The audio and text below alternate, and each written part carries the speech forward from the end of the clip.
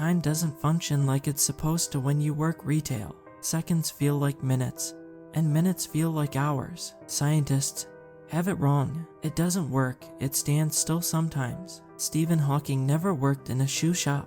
With every vapid ramble of a crazed woman in desperate pursuit of a miraculous fitting shoe that at once fits like a slipper, looks like a stiletto, and is cheap as a flip-flop, time just elongates. Point is, I get a lot of time to think and to watch the paint dry while at work.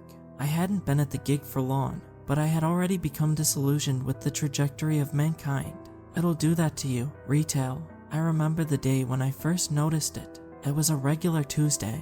A toddler had pulled a pile of boxes down from a shelf, and a small crowd of middle-aged women had strolled in with a list of demands longer than war and peace. In the center of the store there was a sea of discarded socks and abandoned shoes with their boxes, and tissue paper splayed out like the innards of some soldier in the Hurt Locker. No, not that one, dear. Oh God, no, I want something trendy, old Agnes said to me as I held up a rather hopeful slip-on with a zip fastening in an elusive wide fit. She was a regular customer, with bizarrely oversized feet. I briefly pondered what an 80-year-old considered trendy in a shoe, deciding that it was probably the precise opposite of what I viewed as fashionable. She shook her hand at me dismissively. Oh, you're not getting it. No, I want something that's comfy, but also something I can wear to a wedding all day. I wanna, oh that'll do. Can you get me that size 8.5? Oh, that'll be just perfect with my fuchsia two-piece. She picked up a ghastly platform wedge in vomit green. I smiled at her patronizingly. I've told you already, we don't do half sizes, I said to her in my best customer service voice. Well, that's just not good enough, Agnes began. I can't tell you what the contents of her ramble contained in its entirety, for I zoned out just after manager and writing a letter. I had given my attention to something else. I had noticed it. If you've ever been in a store, you'll be familiar with ambient music. Some of the trendy stores, in the words of Agnes, will play music from the charts. You know the stuff. Perfectly fine pop music that everyone can at least tolerate for the duration of a shopping trip. Other stores will opt for cheaper stock music that's designed solely to be used in commercial settings. My store was the latter. I'd never paid it much mind before. I sort of let it drift into the background. It was always there, a dull and slightly off-putting beat that was constantly overshadowed by the sound of screeching children or shuffling feet. As Agnes rambled on, and on about unacceptable variety and size discrimination, I decided to give it a little listen in the hopes that it might completely drown her out. It's cold outside. I'd rather be inside. My fingers feel no more. Baby, I'm frozen to my core. Please let me in. The high-pitched voice of a woman trilled her odd lyrics in an off-puttingly jovial beat.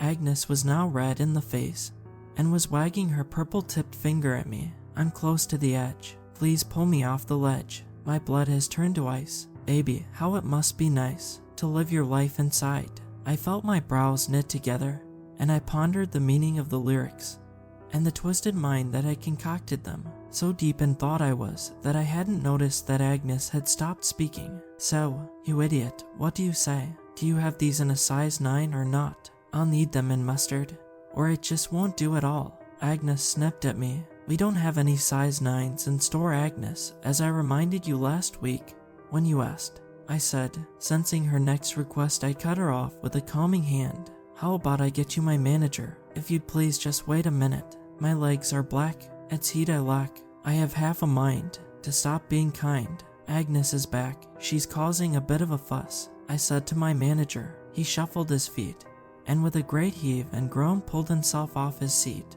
He was a fat little man with a mustache and a beer belly and a rather unpleasant demeanor. He was work-shy and preferred his phone to productivity. By the way, before you go, you ever listen to the store's ambient music?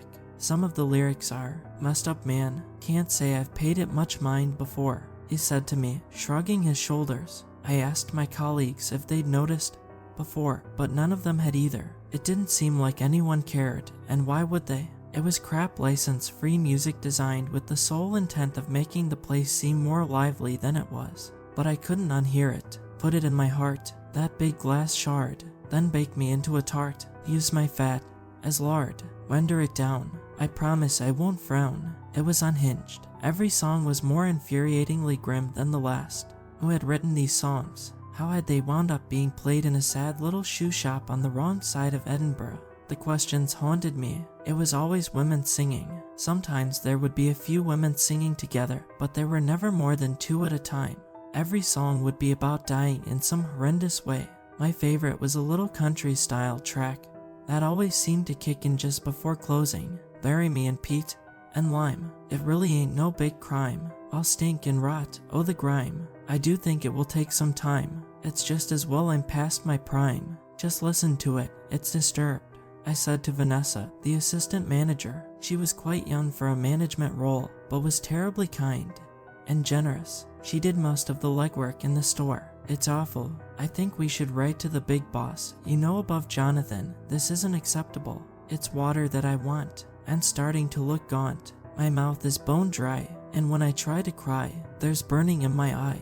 It is a bit bizarre, but I wouldn't think too much of it. It's probably just some pretentious crazies who got turned down by one too many record labels. Nessa muttered. She cast her blonde hair behind her ear, and perhaps sensing my dissatisfaction with her response, let out a small sigh and continued. But I'll send an email over to merchandising. I'll admit to being a little bit curious myself. Vanessa sent an email, but did not immediately receive a response. In the meanwhile, I was forced to listen to the crap over and over. I tried to put it in the background of my thoughts. I welcomed screaming infants and whinging pensioners, but found that even the screechiest child and the most impatient concession could not cover the lyrics of hell that my store played host to every day. I couldn't turn it off anymore. It was part of me. Even at home, it haunted me. I have not slept for a week. I cannot shut my eyes. Pulling them out was wise. When I drift away, a pain comes that I cannot convey. When Vanessa finally received a reply to her email, the pair of us huddled around her computer feeling oddly excited. In the end, it was a bit of a letdown. Dear Vanessa, as per your request, I have inquired as to the origins of the stock music we have provided for in-store use. The music was purchased on a disc over a decade ago by our now retired merchandising director. Its copyright holder is listed as Crad Productions. The disc was then copied and spread amongst our stores for future use. Where he purchased this disc is unknown. Multiple stores have advised the music as being unpleasant. We are in the process of sourcing alternatives. For now, you are required to continue playing the music as per our retail agreement with the shopping center. Many thanks. Jackie Greenway, merchandiser. Cheapskates, the lot of them, can't afford halfway decent music, so we're stuck listening to the soundtrack of hell.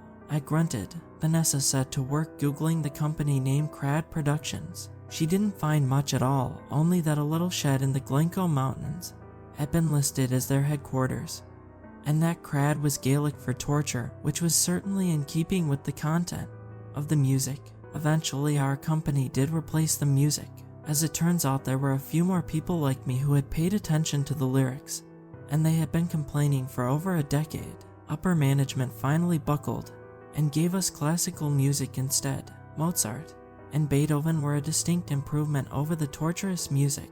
With poorly contained glee, Vanessa slipped the old disc into a shadowy drawer in the stockroom. I thought that would be it, and it was, until yesterday.